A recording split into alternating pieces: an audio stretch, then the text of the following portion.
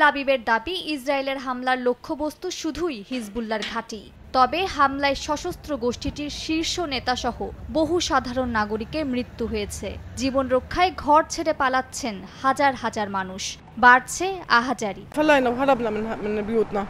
والله بيعلم اذا حنرجع على بيوتنا يعني الله بيعلم وبقول انا الله يحمي هالشعب اللي تشردت من بيوتها واللي تشردت من بعلبك ومن جنوب ومن كل البلاد وكل المناطق اللي صار فيها حرب الله يحميهم والله يكون معهم।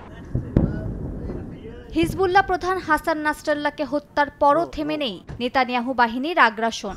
লেবাননে হামলার পরিধি আরও বাড়ানোর সিদ্ধান্ত নিয়েছে ইসরায়েল। এদিকে আগ্রাসনের জবাব দিতে পশ্চিম তীরে ইসরায়েলের ঘাঁটি লক্ষ্য করে ক্ষেপণাস্ত্র হামলা চালিয়েছে হিজবুল্লাহ।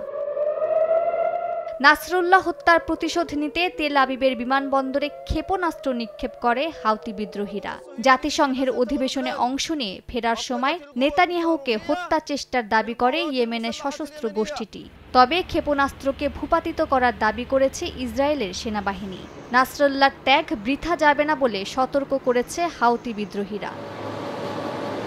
হিজবুল্লাহ প্রধান হত্যাকাণ্ড ইস্যুতে ইসরায়েলের পাশে দাঁড়ালেন জো বাইডেন ও কমলা হ্যারিস। নাসরাল্লাহর হত্যাকাণ্ডকে অসংখ্য ভুক্তভোগীর জন্য ন্যায় বিচারের বলে মন্তব্য করেছেন বাইডেন। কমলা হ্যারিসও বলেছেন নাসরাল্লাহর হাতে মার্কিনীদের রক্ত লেগে আছে।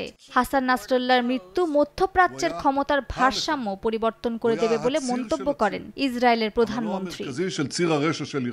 এদিকে হাসান নাসরুল্লাহর হত্যার প্রতিশোধ নেয়ার অঙ্গীকার করেছেন ইরানের সর্বোচ্চ নেতা আয়াতুল্লাহ আলী খামেনি। হিজবুল্লাহর প্রধানকে হত্যার নির্দেশ নিউ ইয়র্ক থেকে এসেছে বলে মন্তব্য করেছেন ইরানের প্রেসিডেন্ট মাসুদ পেজেশকিয়ান। মালিহা সুরাওয়ার্দী, সময় সংবাদ।